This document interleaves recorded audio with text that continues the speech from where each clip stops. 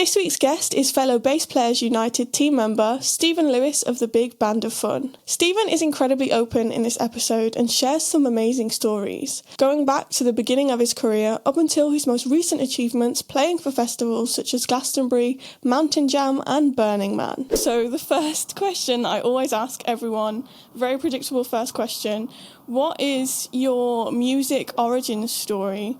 I know that you play multiple instruments, so how did music come into your life and what instruments came first? Okay, so I'll say, music came into my life, like, pretty organically, as, like, most musicians, like, happen upon.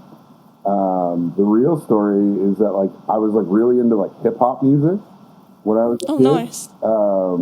Because, like, I have older siblings, and they were, like, really into, like the kind of rap music that, like, your parents might take away your, like, CDs. It's, like, gangster rap. But then I started to realize that, like, a lot of this music is actually, like, sampled from, like, old funk music. You know, like, I think of, like, More Money, More Problems by Notorious B.I.G., and it's, like, I'm Coming Out. Or, like, there's tons of them, like, Warren G., and Nate Dogg, it's really Michael McDonald, you know? So I discovered that kind of like organically. I didn't have anyone show me that. I just kind of put that together. And then that's what sent me down this like path of like funk music and disco music and soul music. Love it. And then when I was a kid, I started playing guitar first. I was like 12 years old.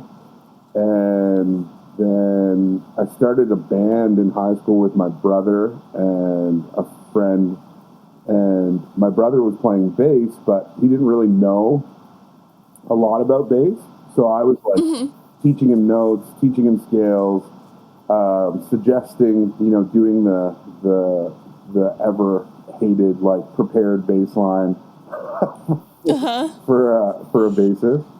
And then through that, I like became really interested in bass. And so with that band, we started to kind of like do okay locally, like, you know, have some like local shows, sell out a few venues. And then one thing kind of led to another where there was some conflict and the band broke up. Oh, wow. And so this is when I'm like between the ages of 18 and 20.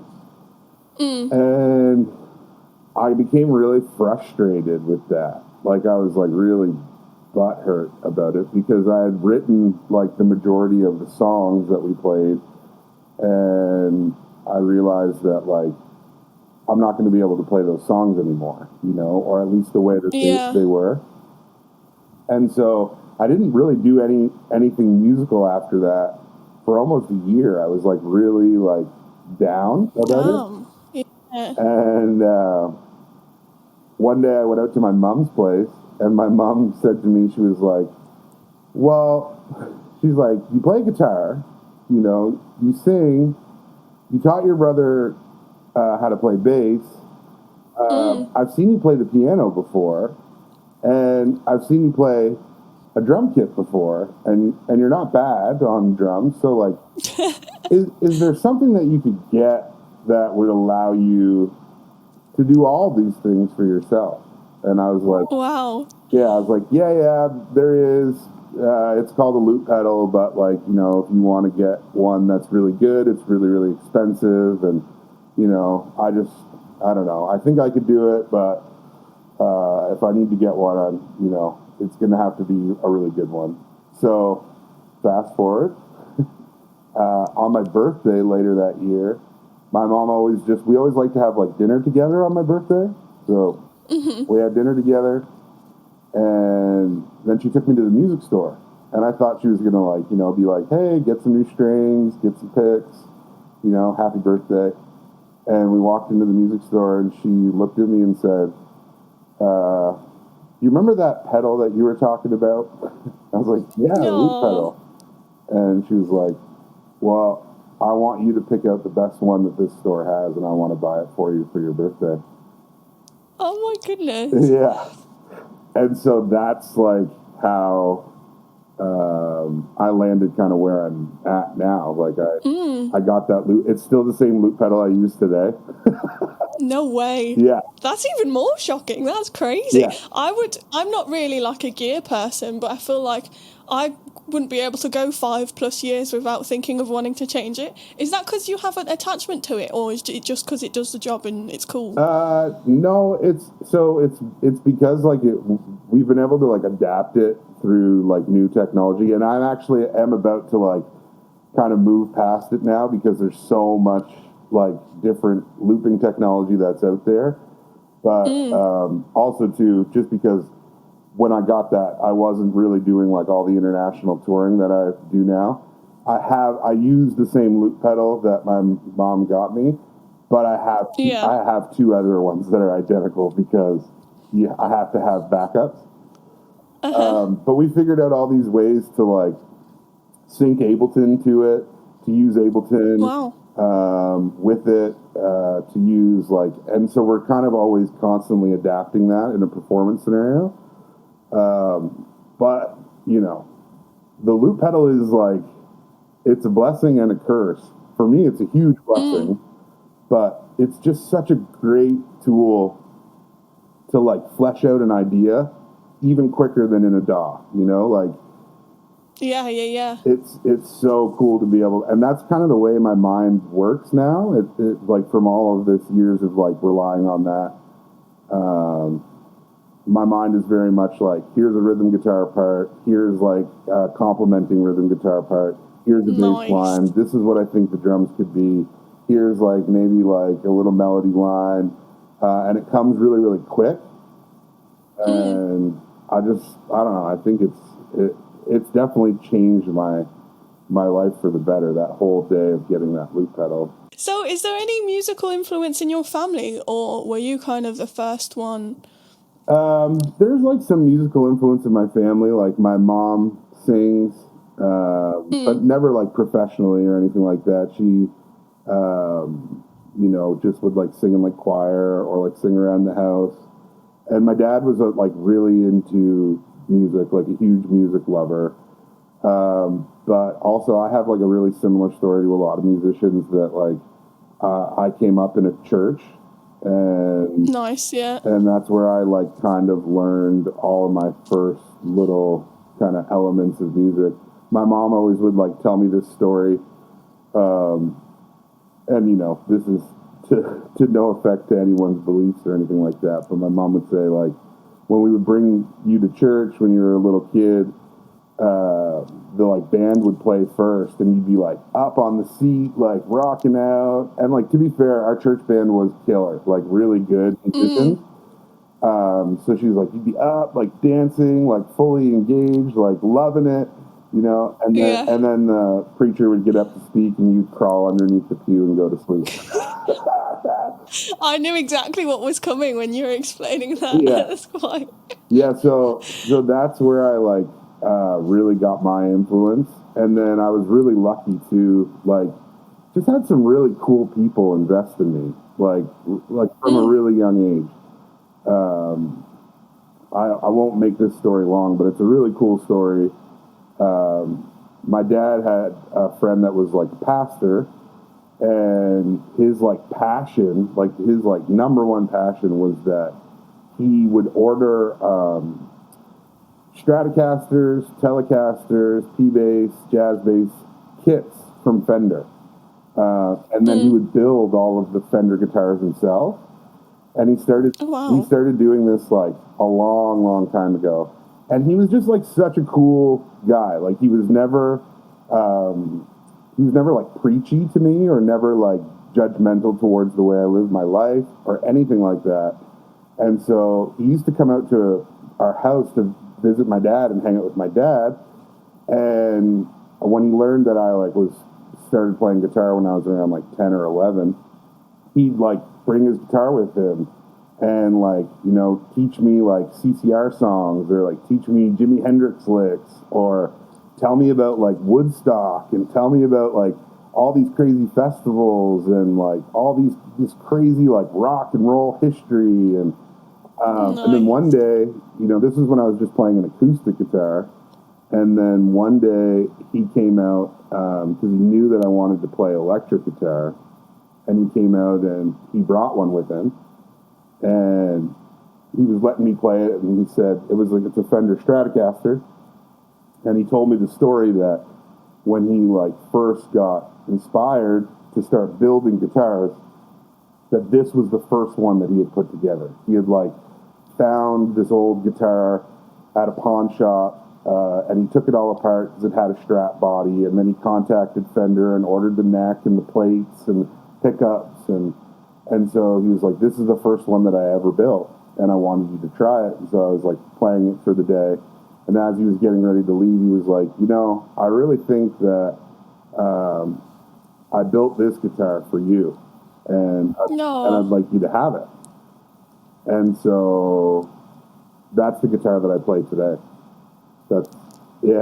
That's crazy. Yeah, I know. So it's like a weird Frankenstein Fender guitar that's like got bits and pieces from like all over, but mainly it's like Fender parts. And he built it in 1971, and it's like all dinged up and scratched up, but it's like my favorite guitar. That's crazy. And the cool part of the story is that before the pandemic, we got invited to play. We play a lot of festivals, like big ones in America and Canada and even in the UK over where you are. And we got invited to play this festival called Mountain Jam on the 50th anniversary of Woodstock, like the big like hippie festival. And for their 50th anniversary, Mountain Jam decided to host it on the actual Woodstock site. So it was like we got to play in the big amphitheater and then play a side stage that's right behind where the real stage was. And so then I got to take a photo with like, there's a big plaque that's like commemorative of the 1969 Woodstock Music Festival. I took a photo of me like holding the guitar, and then sent it to, his name's Terry Messer, and I sent it to him, and I was like, thanks so much, for investing in me and telling me all these stories, like, look where it took me.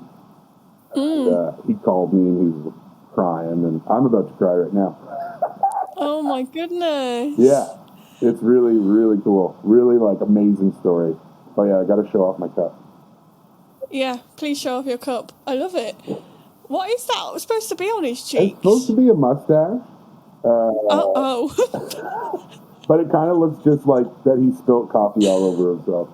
I got it in an antique store in Nova Scotia, but you notice there's a little bit of resemblance. You know what? Literally just before you said that, that closer you were holding it to your face. I was like, I see it. Yeah. That is an amazing story, actually. And I'm trying to think back to, obviously, I've seen your Instagram stuff. I'm pretty sure I've seen the guitar before. But did you say it was 1971? Wow. That is crazy. Yeah. That is actually absolutely insane. The fact that you keep that and your looper pedal, that makes me want to, I don't think I've gotten rid of any of mine. But that makes me want in years to come to say, I've always had this one. Yeah. I think those little stories and those little connections also are like really cool ways to connect to like what music really is too. Like, I don't want to like go off on a big tangent, but like I've just been really conscious lately that like I don't really like music business. Like it really taints kind of a lot of the like pure and good elements of things, but stories like that are like what I use to like remind myself like, hey man, like you love this, like this is fun, like this is what brings you joy, like don't get hung up on like whether you play to a crowd of 10,000 tonight or play to a crowd of 10, or like whether you're like, base reel on Instagram gets 500 views or 500,000, so they're good little ways to like keep yourself in check, but also they're like really good reminders for me to be like, you were put on this path organically and in a proper way, and like you need to lean on those things more than like how you're gonna like you know, revolutionize your like engagement plan, or your like, you know, like remodel yourself so that your brand is stronger. All those things kind of just don't really hold any weight for me. But I've had like every opportunity that you can imagine to like get caught up in my head, or like think that like, oh, well, we're about to break, or, you know. So I just think that's really important. Yeah, I completely agree. I'm also really conscious of, and I have moments where I'm like, man, I really hate's a really strong word, but the way that this industry works and how caught up people get, and how, you know, certain things are put ahead of just being a nice human and being there for people. Like, the industry gets so, like, I'm in it for me and numbers and stuff like that. It's so draining, and there are genuinely moments where I'm like, I don't actually know if I want to be a part of this. I don't know if this is something I can do for a long time, because you just see in other people's actions things that you don't appreciate. But then again, I'll meet people like you and have discussions with people like you, and like you were saying with the pastor, when I think you said he was your dad's friend, like things like that make everything so much more worth it and so much more nice than the industry itself. Yeah, I try to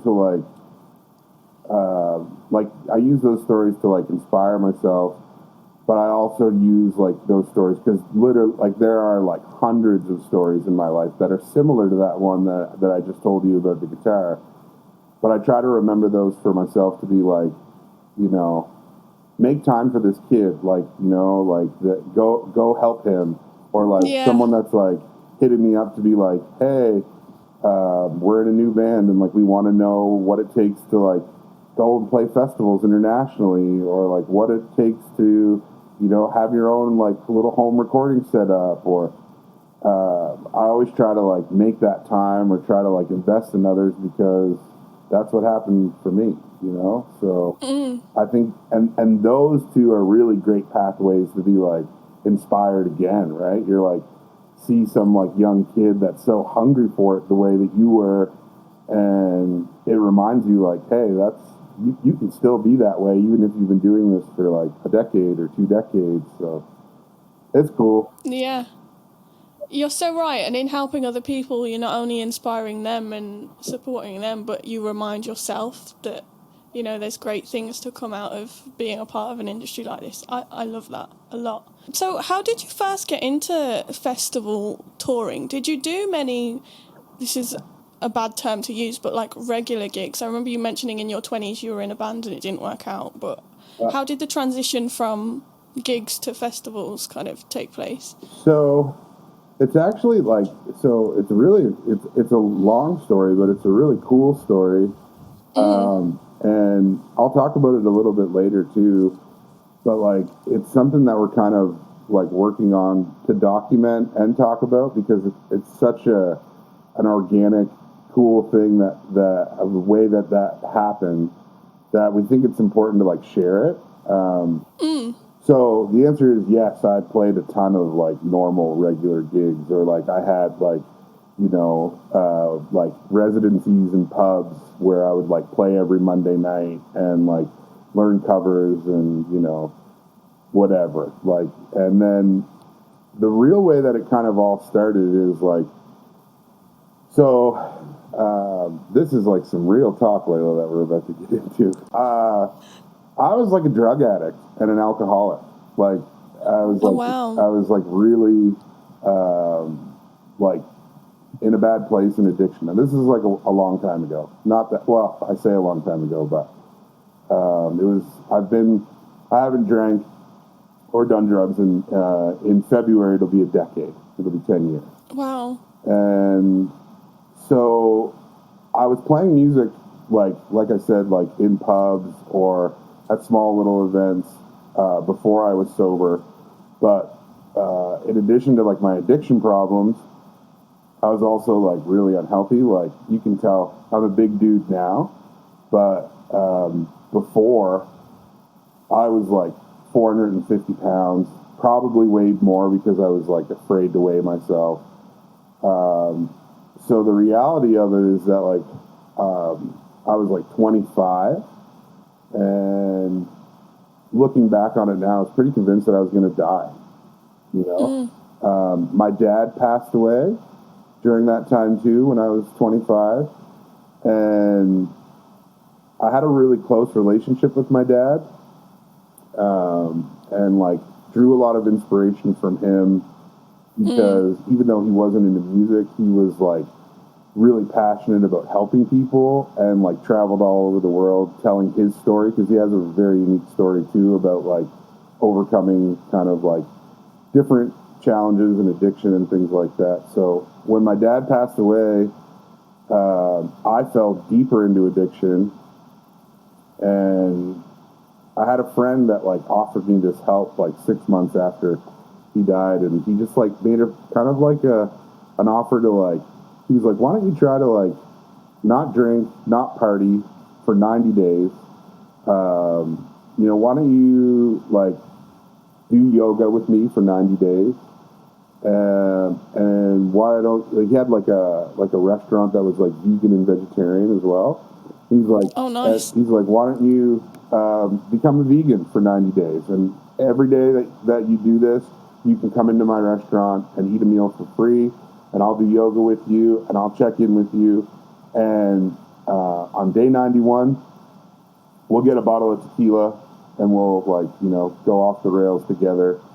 And I was just at this place in my life where I was like, you know what, like, why not?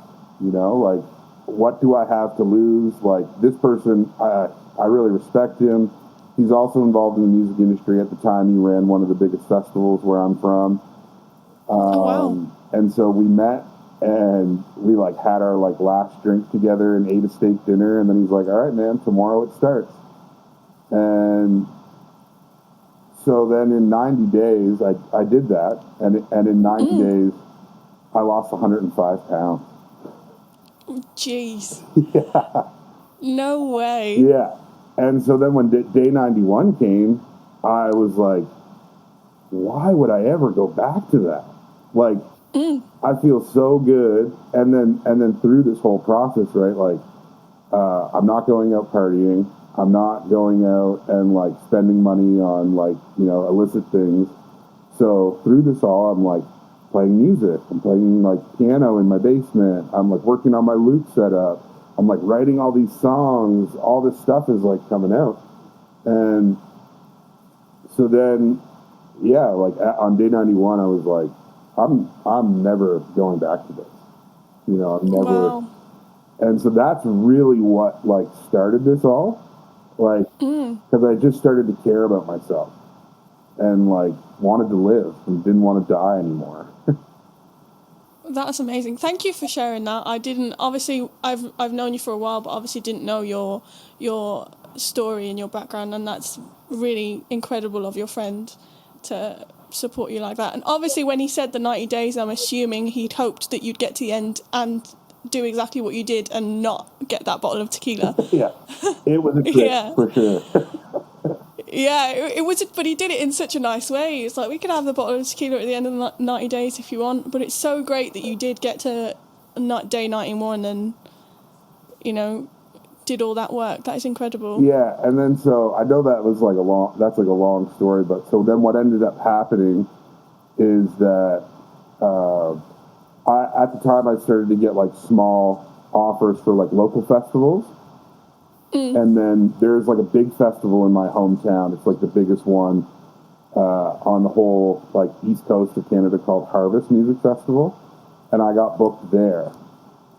And so what I kind of identified, and this is like, now this is probably, we're talking like 7 or 8 years ago. So this is how my current bandmate, Jason, came into the picture. He had just graduated from audio engineering school. And so I had this idea kind of before like all this like content is king stuff that we're in now.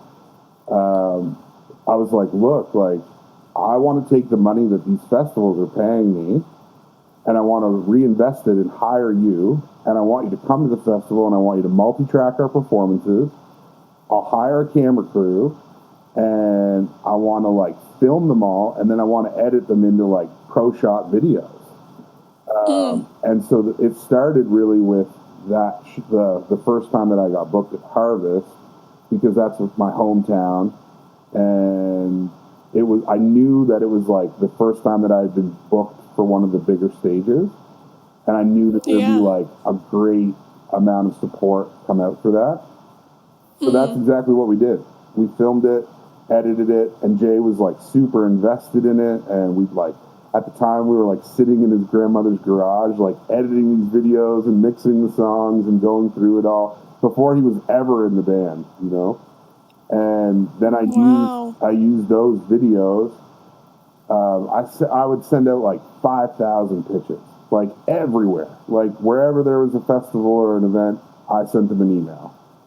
And slowly but surely, people started to like send me offers. They were really small, like really like bad terms, bad conditions. But because I was on this like new trajectory and path of like, you know, being healthier and like, you know, making like music my passion, I would take them. And then what I would do is I would film those, you know, and like capture those or make sure that, and then kind of capitalize on each one. And then it just kind of went from there. Like there was never ever a moment for me where I was like, you know, how some artists, like they set themselves like a catalyst. They're like, you know, I want to play this event. And then once they play it, they're like, okay, well, I've done what I set out to do. I guess I can like wrap it up. That never happened for me. It was always like, okay, I played this one, like, you know, I want to play Glastuboury, you know, or like I want to play Burning Man, or I want to play Mountain Jam. And I've played all those ones. I played Glastuboury twice. Crazy. That is insane to me. That's an insane, like, crazy achievement.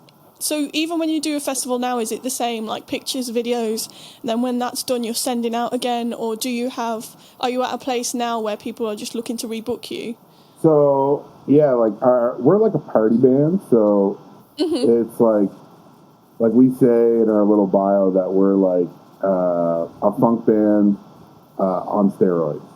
But really, like, what we are is like, we like play like kind of like EDM, jam, disco, funk influenced music that's usually all live looped.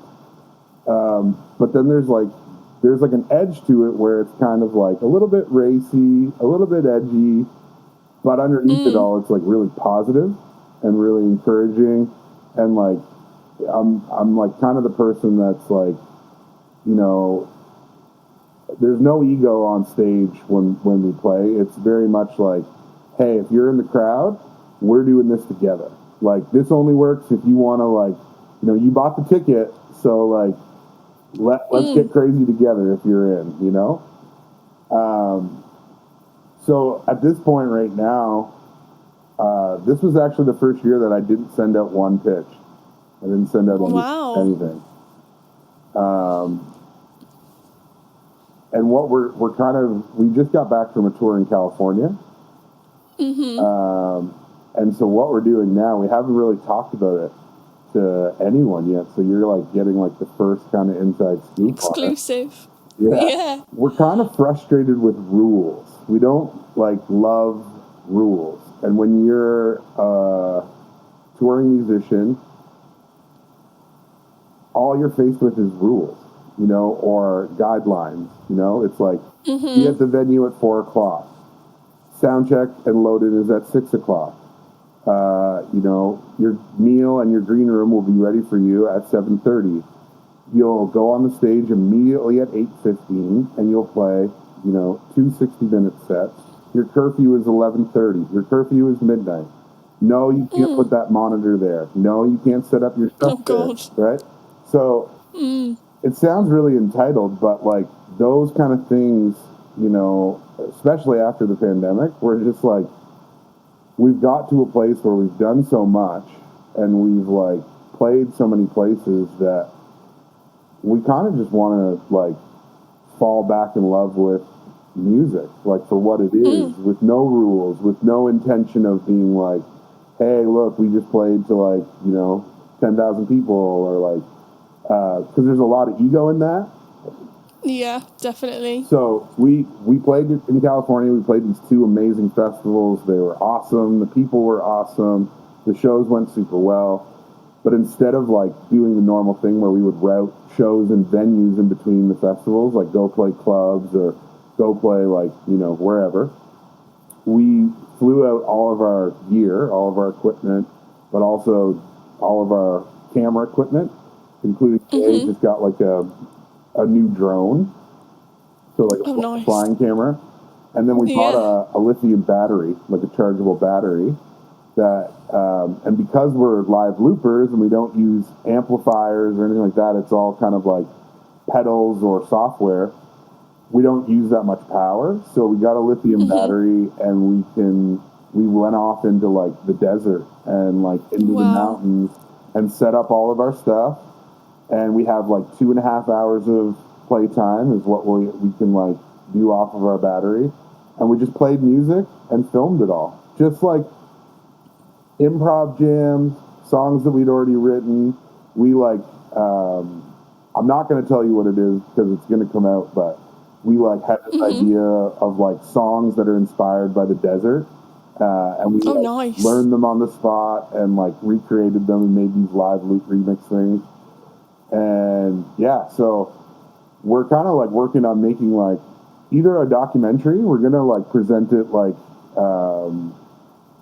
as one whole thing, or we're gonna break it into like episodes to like, so every time that this year we like only took festival offers that felt good or special to us, and then we've built in always like a few days to go somewhere near the festival and go off into like the mountains or like by the ocean and love it and film. What a way to get a great balance between having to abide by all these rules when you're in the festival and doing all of that, which they have rules for a reason, I get it, and then combat that with let's just go to the desert and film and like have 2 hours of freedom. That's so cool. And the documentary I think is a great idea, and I already know I'd thoroughly enjoy watching that. Yeah, we even like set up cameras in like the car, so like we're like talking and like there's like funny little banter moments, and we're kind of like we want to show like all the parts of it, but also too like I think we're gonna try to use what we've done and what we're doing this year as like a vehicle to like tell some of the stories that I've been telling you, like because we have.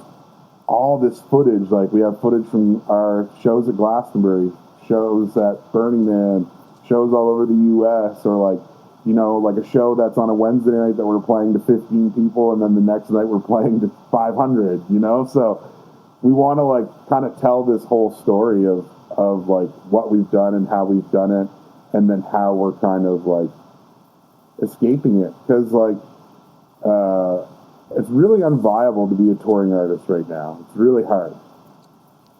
Like you see it all over the internet that everyone is like canceling tours, canceling shows. And it's like either it's like mental health, or they want to be with their family, or like it speaks a lot to us when we see like artists like, I think it was like Peter Gabriel I saw a big article on. That was like, we cannot afford to tour. We can't do it. And, oh my. Like they're like artists that gross like normally hundreds of thousands of dollars per show. And so it kind of speaks to where things are at in that regard. And so like this is a way, just like what you're doing too, like this is a way that we can just kind of reach out to all these people without having to like necessarily like lose money or play by someone else's rules, or kind of like put ourselves in a box. Yeah, that's so cool. So I'm assuming you've had quite a lot of footage recorded then for this document. How far back does the footage go? When did you kind of think, oh, this would be a cool thing to do? Well, we have a lot. Yeah. So what cool. I think what we're doing is like we head out in a couple weeks to play another festival in Michigan. And we do some stuff in like British Columbia, which is like on the west coast of Canada, where it's like the Rocky Mountains and like really epic like landscapes and stuff. So, and then we have some stuff in like Florida, and we're actually not coming to the UK this year just because like, oh no, I know, but we are going to come next year. We have like a whole big plan. But we just kind of wanted to like go from like, I think last year we did like 40 festival dates from like May to September, which was a lot, all over like UK, Canada, and America. So this year we were like, that wasn't healthy. no. It looked cool on social media, but it was not healthy.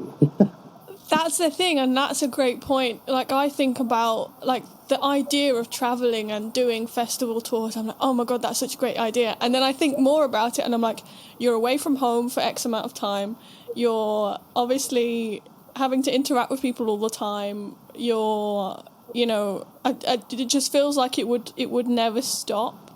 Do you feel like the festivals that you do now and the amount of time you are away from home is the perfect amount?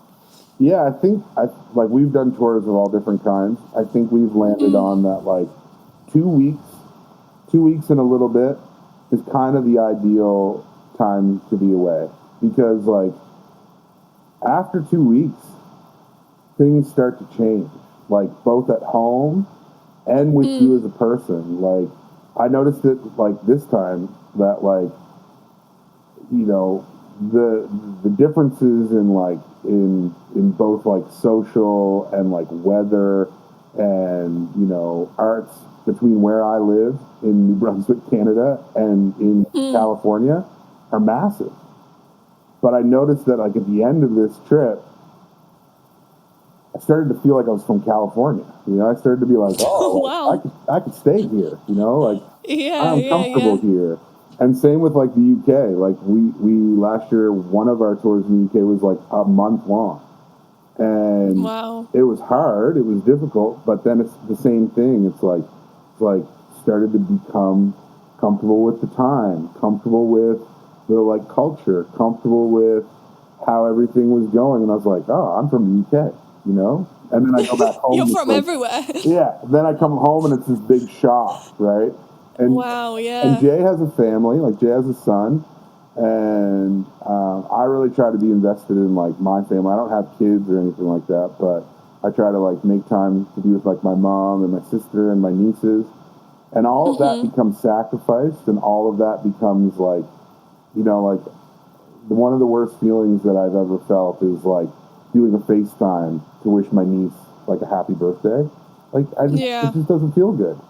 Like, no matter if you're out like living your dream or whatever. So I think 2 weeks is like the perfect time. So right now, Stephen Lewis and the Big Band of Fun, it is just you and Jay.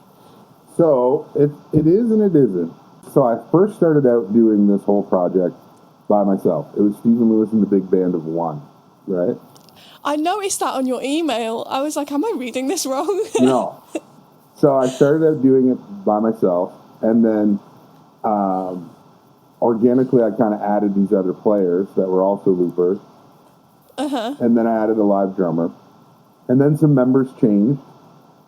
And then when I started to do these bigger shows, I put together kind of like these bands that like, you know, I still, all of it, even when it's with a full band, they're still live looping, because that's why it's called the Big Band of Fun, because usually there's like 4 of us on stage. That's like our touring format.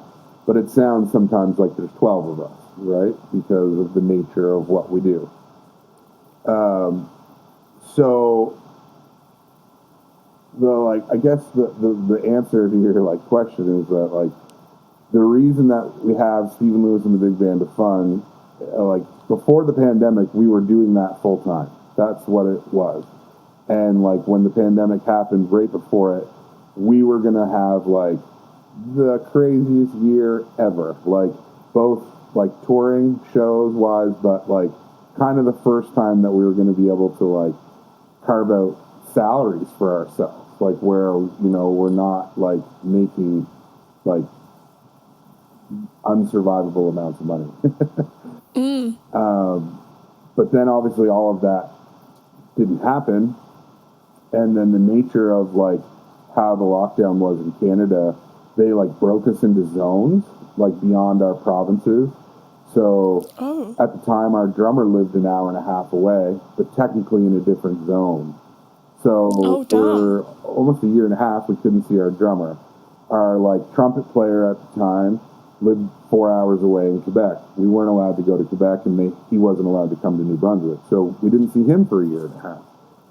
So the like duo that we have now was like built out of necessity, because we were like, what are we gonna do? We have like all this profile, all these gigs that have been canceled. If we like, you know, when you're like a band that's like on the rise, or like that you're like coming up, you're always aware that like at any given moment, all of it can go away. Like the waves crash and it's done. Yeah. So that's why we built the duo, and we started to do live stream shows. And Jay, like I said, like I told you the story, he's been invested in me and in the project before he was even in the project. And even before that, Jay was in this band called Gordon Gets Lost that I used to fangirl over and follow around and be way. They're so good, and like watch Jay and get inspired by him, because he's such a good musician.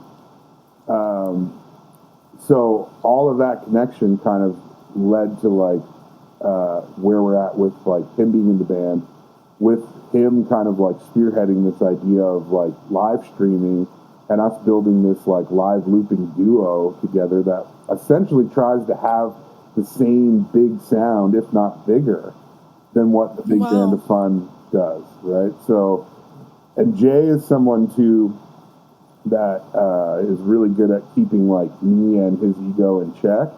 And so I've had a lot of different kind of pushbacks, because I'm the band leader, or like the front person of the band. And so, but Jay's mentality when he came in, he was like, I love that it's called Stephen Lewis and the Big Band of Fun, because as long as your name's in it, it'll never end, you know? So like, right? So like people can quit, or people can like, you know, move on, because that's the way things go. But he was like, if your name's in it, he's like, until you're not around anymore, like it won't end. And so like, that's like the kind of energy you want in like a band, you know, that's like touring and stuff like that. But now, so we built the duo during COVID, and then because it got a lot of different attention and stuff like that, festivals started reaching out, being like, hey, we'd like to book your duo. Wow. Yeah. And so the duo really is like an accumulation of like my skills and Jay's skills. So it's really like not mine, you know? So do you do fully improvised performances often, or is that? We usually throw like some kind of improv into a set. Jay also has this thing, because like Jay went to like music school and like understands music theory very well. I don't understand, like I do understand it now better.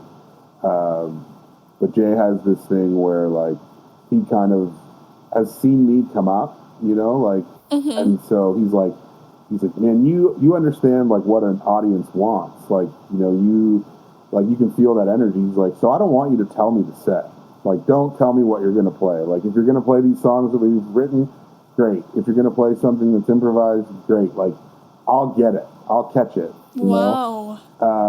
And that's kind of the nature of looping too, right? It's like, it's limiting in certain ways that you can't really, you know, write this like big saga of crazy. I mean, you can, but it is like limiting in what you can do, because it has to fit on a loop, it has to fit on a grid, it has to fit like where you can overdub parts kind of quickly, or it gets kind of boring. But yeah, we do like, improv is like so much fun. Yeah, it's scary though. Does it ever scare you, or are you at a point now where you're like, nah, this is fun, let's just do it? That's part of the fun of it. That's the scariness. The scariness is like, it's like the humbling part of it, right? Where you're like, hey, this could go bad. It could, yeah. But then, I love that. But then it makes you be like more intentional too, right? It's like you got to listen to each other. You got to like feel what the kind of like the tone, the emotion. If you're doing it for a crowd, you kind of got to vibe with them too, because like it's all about, for at least for us, it's all about like setting that vibe or setting that intention. So the scariness part of it is like more than half the fun. Yeah, you're so right. That's such a great mindset, and it is very true. So what would you say to someone, say they're heading off on a tour of their own? What would you want them to know? Their first ever tour, what would you say to them? I will say what Jay always says to me. I have this like way of, I've talked about, right? We've played some pretty big shows. You know, we've played some like festivals like Glastuboury and like, you know, Boomtown Fair and all these like ones all over the world. So I have a way of being like, oh man, this show is going to be incredible. We're going to play to like all these people. And Jay very humbly always reminds me and himself that it'll be something. That's what he says. I love that. Oh my goodness. Yeah. It'll be something. That's what he says. I'm like, man, this show is going to be awesome. He's like, it'll be something. And like, he's dead serious. So that would be my advice. Like, really, like, go in with your expectations. Like, I don't want to say low, but like, be humble. You know, like, yeah. You know, don't. There's like, I've noticed that there's a lot of like different artists that have this like entitlement or think that it's like, you know, you play one big gig and then you've made it, or it's going to be that way all the time. It's not. You know, it's ever changing, and if you're in it for those reasons, for your ego or for a big crowd or to have like then that's gonna fail on you. Like you're gonna burn out. You're not gonna last very long with that mentality. No, and like I think on a more practical side, for anyone that's like heading out on their first tour, remember that you love it. Remember that, like, you know, I do that all the time. I'm like, man, if I, like Glastonbury is a great example. Like, we played it in 2019 on like what I would call like a B stage it's like a smaller stage, probably like, I don't know, 700 or 800 people. And then we were lucky enough to get invited back in 2022 to play one of their main stages. And nice. Yeah, it was crazy. But the important thing is like started to get worked up about all of that, start to think about like how to capitalize on it and all of it, and what I had to end up doing.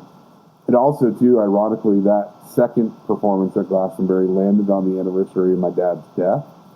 So it was like really special for me. Yeah. But then I had to remind myself to be like, yo, like 16-year-old you is freaking out right now. Like 16-year-old you is so proud. Like go out and live in that. Like play in that mindset. Like whatever. We also played at the same time that Paul McCartney was playing. Oh wow. Yeah. So it was like nice. It was Paul McCartney, and then he brought out Dave Grohl and Bruce Springsteen. So like we're going into this being like, no one is going to be at our show. Like why would they be at our show? And that we had to like let go of that mentality. We were like, let's just go out and do our best. When we started, there's nobody there. First song ends, there's like 30 people there. Second song, there's like 100 people. And you can see them up in the field. They're like walking all to go towards Macca. And one by one, they're like turning off and coming down into our stage. And by the end, it like all filled in. And that doesn't always happen. But that's like the mindset that you need to be in for like a young artist, like, or doing it for the first time. Like, you know, the dreams and expectations that you have probably aren't going to happen like the way you think they will. And the more that you like stay humble and remind yourself that some version of your like childhood self is like, you know, living its dream, the better, because that's the right reason to do those things, not for like, you know, Instagram likes. Yeah, I think that's incredible advice, and you're so right about that. So we have to talk about Bass Players United, because you and I are both team members of Bass Players United. The reason I am is because of you. How did your connection to Adam, who is the founder of Bass Players United, how did that come about? What's the story behind all that? It's a great story. I love stories. I'm excited. Can you tell? Yeah, you're so great at telling them, and you have so many incredible ones that I'm just like sitting here like, yes, tell me more. So again, this is like another good one. I did the classic thing. So like I stumbled across Bass Players United totally organically, like just saw it on social media and was like, wow, like cool page, cool videos.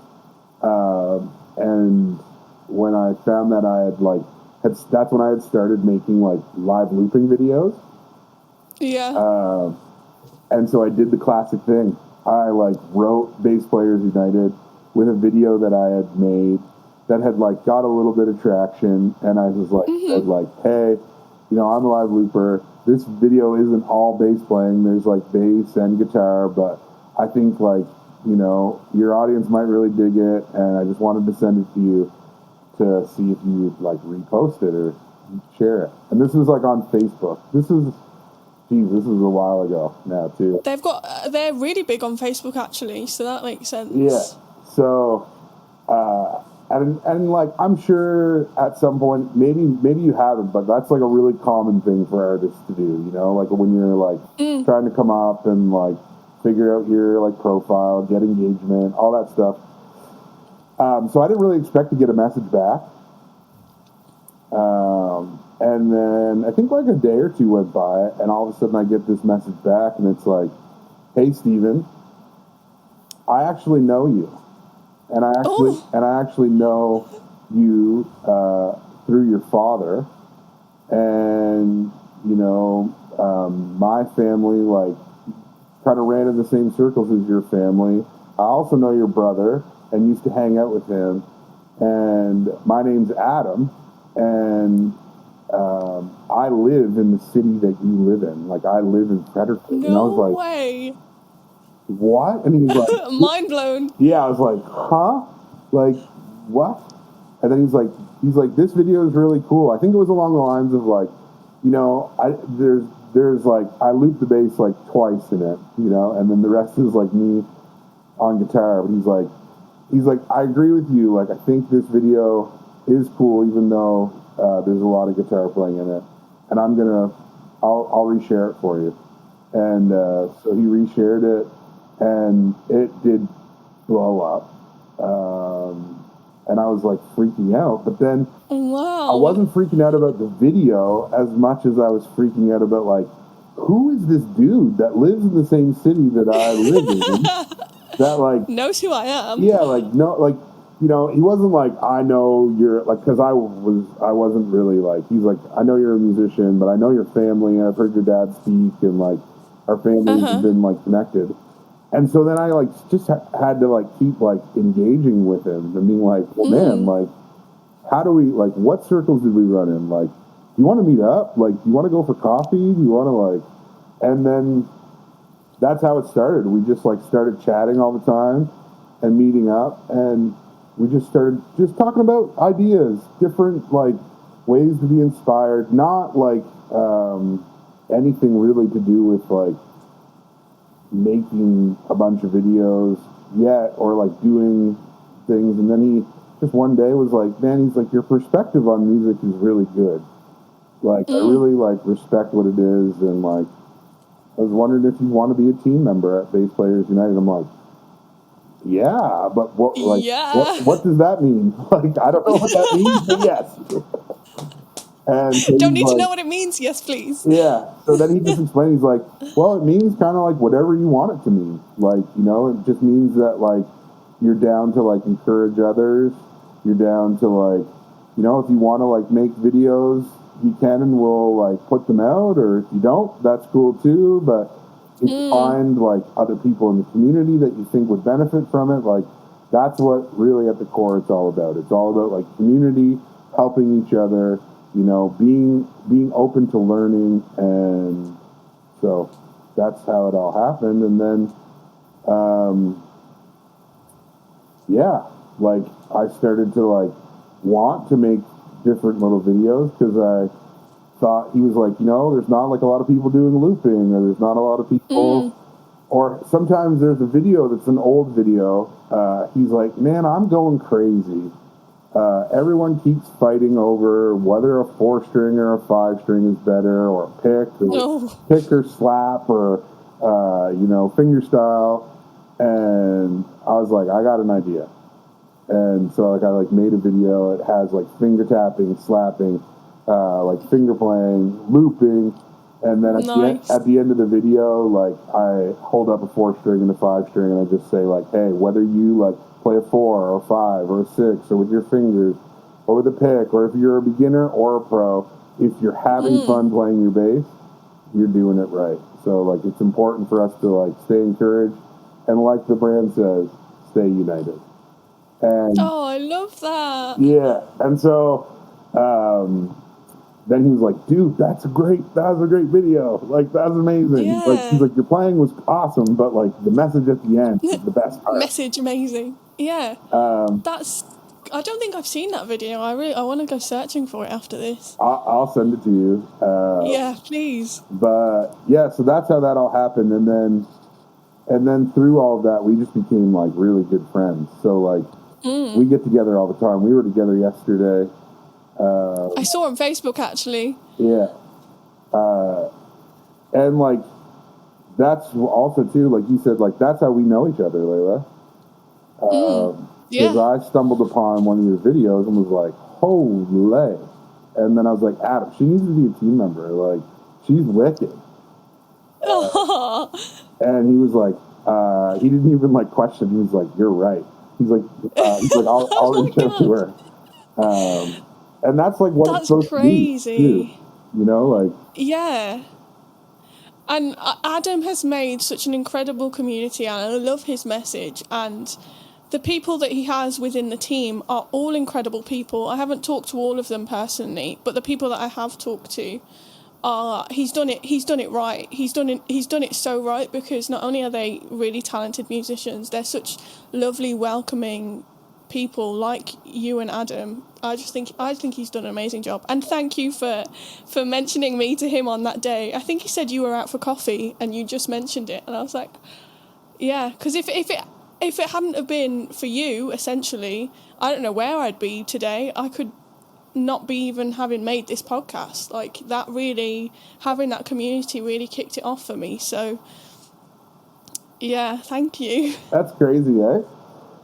Yeah, it is insane. It's absolutely insane. I also, too, like, there's no way that I would ever take credit for that, just because, like, I think that what you're doing, I don't know, I really respect what you're doing, too. I'm not, like, going to, like, go on to the segment of, like, blowing smoke, necessarily, but, I think the reason why I wanted to tell Adam about you and tell, like, my other friends about you is because, like, I've talked a lot about vibe on this, like interview or chat or whatever you want to call it. And, like, your vibe is so good. Like, you can just tell that it's, like, it's not coming from a place of ego. Like, you're doing it because you love to do it, and that really shows even now. Like, I don't know how long it's been since that all happened, but it's been a few years probably, right? Yeah, probably almost 2. Or maybe a year and a half. I don't know, actually. Yeah, I think it would be close to 2, but the vibe is close to 2. Yeah. If anything, it's only, like, gotten better. Thank you. I was watching something that you put out yesterday about, like, how you, like, you started your video being like, I don't want this to come off as, like, marketing, like, and, like, for me, I'm like, I watched the whole thing. I was like, yeah, okay, like, tell me about your non-marketing thing. Like, I want to learn, like, and what you're offering is, like, super valuable, So I think that's, like, what we all kind of need to do, or, like, where we need to live, like, that's what feels good. Yeah, I'm constantly trying to keep myself in check, because everybody has an ego, it's natural. But, like, I am trying to be aware of certain things. When I said yesterday I don't want it to come across as too marketing-y, it's because I'm aware that there are people nowadays just using their platform to monetize off it and to, just make money. And although I understand it's a part of it and we need to live, I also am doing the things I do and saying the things I'm saying because I want to help people. And because I had an amazing time teaching that student literally a couple of days ago, I was like, and he got so much out of it. I was like, wow, this could be great. Other people can get things out of it. But I don't want to sit here and tell you to spend your money and just like things like that. And constantly keeping your ego in check is a hard thing to do, but I think we should all just be a bit humble. So and live our lives. I know that you're the one asking the questions, but I have a question for you. You can ask me a question. I like follow you quite religiously. And so, yeah. I'm scared. No, it's a good question. I noticed that like you've had some like nods from some really cool players and bands. Like the one that stands out the most is Blue the Tiger. Mm-hmm. That's how you say it? Yeah. And so like, how does that feel for you? Like how do you keep yourself in check on that? Like, you know, it's crazy because I've always thought about this, and I acknowledge that celebrities are a thing and there's people out there that you are inspired by, but I've never had that thing in my brain where it's like, oh, I'm super fangirly over you.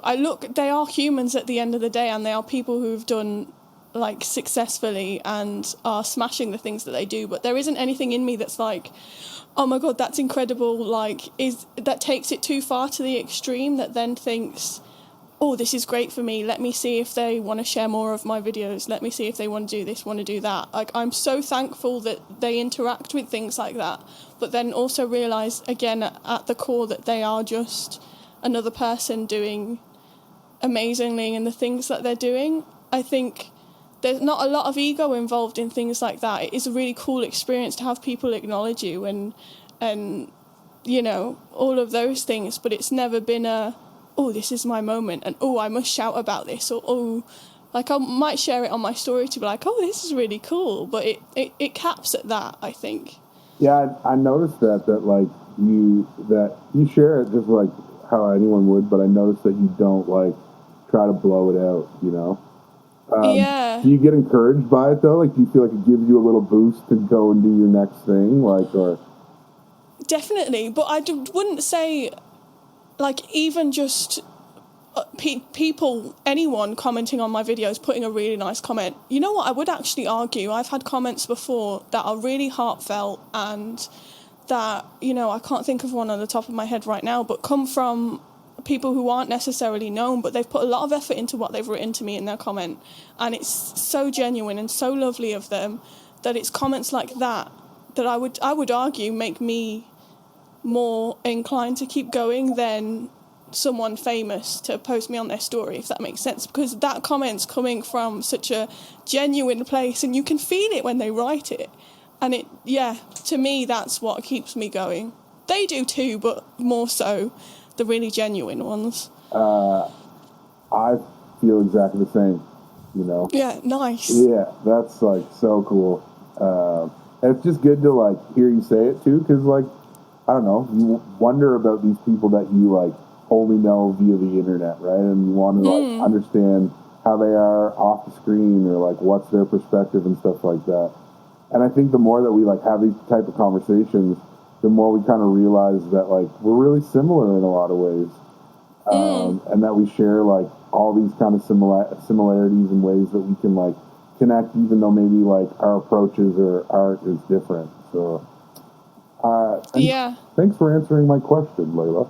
Oh, thank you for having them. I love it when people switch the tables on me, but I get quite nervous. But then once you've asked the question, I'm like, oh yeah, let me tell you, let me tell you about that. So I have a couple more for you before we sadly say goodbye, because I've really enjoyed talking to you. This has been something we've been able to do, and it's been really nice. Yeah, it's awesome. So how do you handle moments where you're questioning whether you're good enough? I know you were very nice in sharing about your past and things like that, but coming out of that, have you had moments that you'd questioned whether you're good enough, or whether this was like the life for you? I have a weird view of this. Like, I'm going to share it with you, but I don't want it to be interpreted necessarily the wrong way.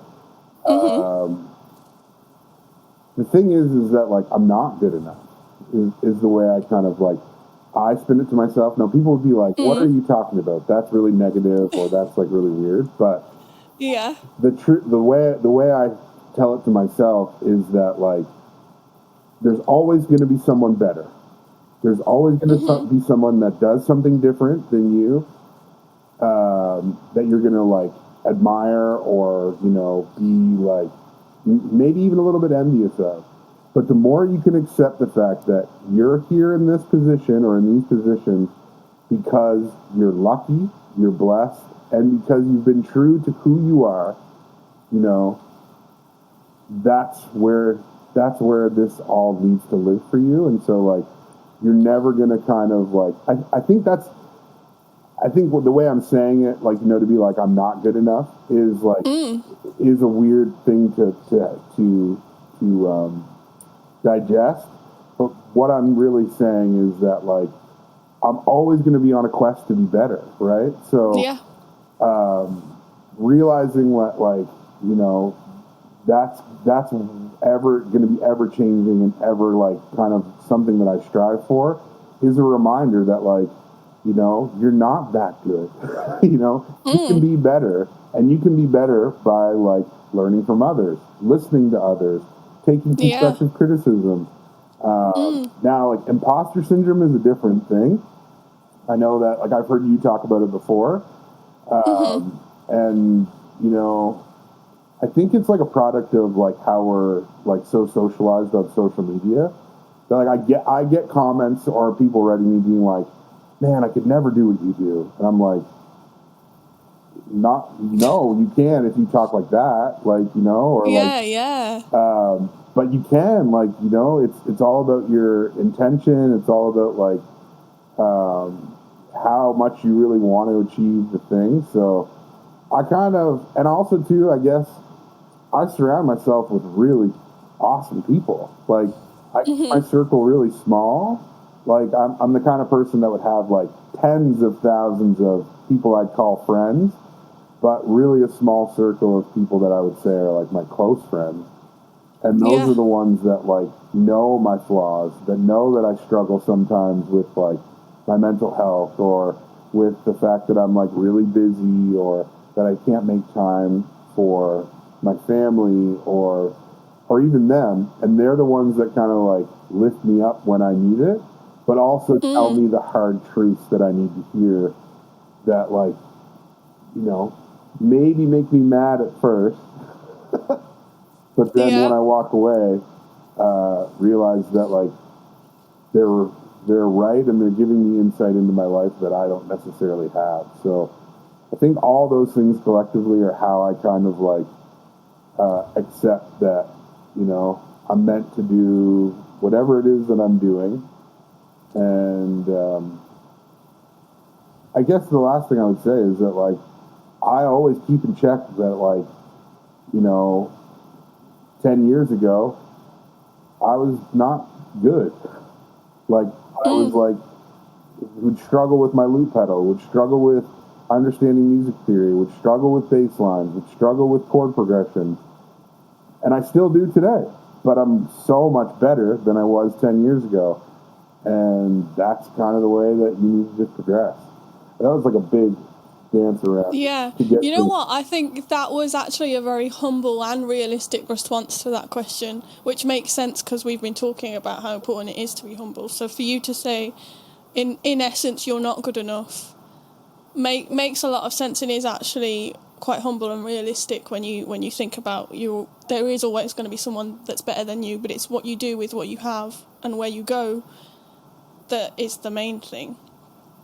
I think that was a very great response to that question. So, to end off, and this is the question I ask all of my guests at the end, if you had to choose a song that was your soundtrack to success, or a song that you feel represents you, or how you got to where you are now, what song would you pick? Corey Wong, Today I'm Gonna Get Myself a Real Job. Wow. You know that song? I can't say I know it off the top of my head, but the minute you said Corey Wong, I was like, and then hearing the title. Explain more before we leave about that. It's every musician needs to hear that song. I think it's on his album Motivational Music for a Syncopated Soul is what it's called. Yeah, I'm going to listen to it after this. And it's not one of his like popular, it's not like what you think it's going to be. Like it's not, all this like technical like syncopated funk and guitar, but it's totally just a song that's like what we all deal with, whether you're like a touring artist or whether you're someone that has like a digital music presence or online music presence. We all question like this, like, is this a real job? Should I give this up? Should I quit? Yeah. And it's daily. Yeah. So it's like, it's the only song that I've heard in the last, like, since I can remember, that is like, just, it's so clever, but it's so real and transparent. Every lyric is like, it's like he wrote a song for me. And we both know too, I think like I'm a huge Corey Wong fan. But like he's out there doing it. Like he's living. He is. And so to hear all of the things that he goes through in this song, about how like, I mean, the title really tells you kind of where it's at, like that he thinks about like, maybe I should like go get into the family business, and like there's a lyric where it's like, I'll get into the family business and like start cooking at my family's restaurant, Wong's. And it's just so real and so relatable, but then it obviously has a really great ending that's like encourages the fact that all these struggles, all these things exist, but in the end, this is what he's meant to do. And you need to listen to it. Everybody needs to listen to it. Yeah, I am. Literally, after the minute we stop this, I'm going to go check it out. Yeah. So, Stephen, thank you so much. I can't even put into words how much I've enjoyed speaking to you today, finally. And again, thank you for being so open about your experiences with life and touring just in general. I think we're going to be friends for quite a long time. And the next time you come to the UK, let me know and I will come down to support you. Down, up, I don't know geographically which way it would be, but I'm coming to support you the next time you're down here. Yeah, thanks so much. It was really great to get to chat with you too. It's nice because this is actually like a real kind of like catch up too. So it's like long time coming. Yeah, long time coming. It just felt like really natural and stuff. So thanks for making the time for me. And yeah, it's good to get to know you a little bit better. And thanks for listening to all my big long stories. Maybe next time I'll ask you about your stories. Thanks for sharing. Yeah.